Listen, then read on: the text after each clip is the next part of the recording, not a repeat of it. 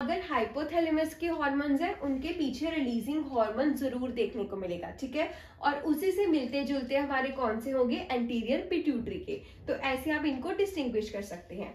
तो first question आपका बना कौन कौन से हाइपोथैलेमस के हैं और कौन कौन से आपके पिट्यूटरी के हैं, ठीक है। सेकंड आपका बना regarding the nature of the hormones, ठीक है। यहाँ पे हमने बताया सिर्फ डोपामीन था जिसका अमाइन नेचर था। यहाँ पे आपके जितने भी है ये सारे पेप्टाइड्स हैं, ये जितने भी TSH, FSH, LH, GH ये सारे आपके पेप्टाइड नेचर के हैं। नेक्स्ट हम चलते हैं थायराइड ग्लैंड पे। अब देखो एंटीरियर पिट्यूटरी ने क्या किया होगा, थायराइड ग्लैंड को बोला होगा कि आप T3 और T4 रिलीज कर दो। और T3 और T4 जैसे कि अगर नाम में देखो ट्राई आयोडोथायरोक्सिन इन आ रहा है ना, दैट इज अमीन। ऐसे ही T4 टेट्रा आयोडोथायरोक्सिन इन आ रहा है, that mean it is a amine, ठीक है।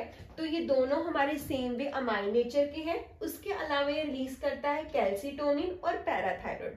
आपके थायराइड ग्लैंड में दो तरह के सेल्स होते हैं, एक फॉलिकुलर सेल्स होते हैं और एक बिल्कुल उसके पेरिफ्री पे प्रेजेंट होते हैं, they are the parafollicular cell, perifollicular cells, ठीक है। तो ये हमारे दो चीजें रिलीज करता है, एक कैल्सिटोनिन और एक पैराथायरॉइड। तो अगर बॉडी में कैल्शियम की कमी हो जाती है, तो कैल्शियम की कमी जब होती है तो उस टाइम पे जो हार्मोन रिलीज होता है दैट इज पैराथायरॉइड। पैराथायरॉइड आपके बोन्स वगैरह से, किडनी से, जहां पे भी कैल्शियम का अमाउंट बहुत ज्यादा होता है वहां से कैल्शियम को लेकर आपकी बॉडी की कैल्शियम की नीड को कंप्लीट करता है।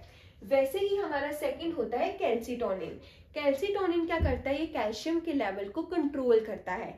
इन केस अगर बॉडी में कैल्शियम का लेवल बहुत ज्यादा बढ़ जाता है तो उस टाइम पे हमारा क्या रिलीज होता है, कैल्सिटोनिन। तो कैल्सिटोनिन कैल्शियम को कंट्रोल करने के लिए है, वैसे ही हमारा पैराथायरॉइड कैल्शियम को रिलीज करवाने के लिए है जब कैल्शियम की डेफिशिएंसी है। Next is your adrenal. अब एड्रीनल ग्लैंड में भी आपके दो पार्ट्स होते हैं, एक होता है आपका कॉर्टिकल वाला पार्ट और एक होता है आपका मेडुला वाला पार्ट। अब एड्रीनल ग्लैंड में जितने भी आप हार्मोन्स देखोगे ये सारे स्टेरॉइड नेचर के होते हैं, ठीक है। जो भी हम बोलते हैं कि स्ट्रेस हार्मोन्स वगैरह हो गए, आपके मिनरल कॉर्टिकॉइड्स, ग्लूकोकॉर्टिकॉइड्स, ये जितने भी कॉर्टिकॉइड्स हैं they are release from the adrenal gland. अब इसमें भी हमारे दो पार्ट्स हैं, एक है कॉर्टेक्स और एक है मेडुला। देखो जो मेडुला है इसमें नोर एपिनेफ्रिन और एपिनेफ्रिन आ रहा है, इसके पीछे भी अमाइन है, मतलब they are of amine nature, ठीक है।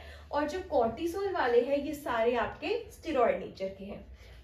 कॉर्टिसोल आपको पता है that is a stress hormone. Stress के टाइम पे कॉर्टिसोल का अमाउंट बॉडी में बहुत ज्यादा बढ़ जाता है। ग्लूकोकॉर्टिकॉइड हो गया, एल्डोस्टेरोन हो गया जो कि मिनरल कॉर्टिकॉइड की कैटेगरी में आता है। एल्डोस्टेरोन आपको पता है जब भी रिलीज होता है तो रीअब्जॉर्प्शन ऑफ सोडियम वगैरह, जो आपका सोडियम पोटेशियम है वो देखने को मिलता है, ठीक है। वैसे ही मेडुला में नॉर एपिनेफ्रिन और एपिनेफ्रिन, ये दोनों आपको पता है फ्लाइट फ्राइट जो आप रिस्पॉन्स करते हो उस टाइम पे नॉर एपिनेफ्रिन और एपिनेफ्रिन रिलीज होता है, ठीक है। नेक्स्ट चलते हैं टेस्टिस में। अब टेस्टिस में टेस्टोस्टेरोन रिलीज होगा। टेस्टोस्टेरोन का क्या काम होगा, स्पर्मेटोजेनेसिस को करवाना या फिर मेल में जितने भी सेकेंडरी सेक्सुअल कैरेक्टर्स हैं उनको कंट्रोल करवाना। वैसे ही ओवरीज क्या रिलीज करती हैं, दो चीजें, एस्ट्राडायोल और प्रोजेस्टेरोन। और ये दोनों ही हॉर्मोन्स मेंस्ट्रुअल साइकिल को अपहोल्ड करने में, कैरेक्टरिस्टिक्स को देखने में, ल्यूटल फेज वगैरह में, ठीक है, फिर सारे कैरेक्टर्स वगैरह में जो भी फेजेस चलते हैं रिप्रोडक्टिव में वहां पे ये रोल प्ले करते हैं। फिर है कॉर्पस ल्यूटियम। आपको पता है ओव्यूलेशन के बाद जब एग रिलीज हो जाता है तो जो हमारा डिस्कार्डेड मास ऑफ सेल्स है दैट इज कॉर्पस ल्यूटियम। और ये क्या रिलीज करता है, प्रोजेस्टेरोन। प्रोजेस्टेरोन को हम प्रेगनेंसी का हार्मोन भी बोलते हैं, ठीक है। नेक्स्ट है प्लेसेंटा। अब प्लेसेंटा जो रिलीज कर रहा है that is human chorionic gonadotropin hormone. अब इसका जो नेचर है दैट इज पेप्टाइड। जो भी हमारी प्रेगनेंसी किट्स आती हैं उसके अंदर डिटेक्ट होता है हमारा SCGH, ठीक है। इसी की डिटेक्शन से हमें पता लगता है वेदर देयर इज प्रेगनेंसी और नॉट, ठीक है। अब इसका हमने इतना समरी शॉर्ट क्यों रखा है, इसलिए ताकि ये एक रिवीजन स्लाइड बन सके और इसमें जो भी आपके डायरेक्ट शॉर्ट क्वेश्चंस है वो आपको अच्छे से कवर हो पाए। डिटेल में you can always go for the books and refer to other sources, but फिलहाल for the competitive exams this is the best to study from the revision slides. Thank you.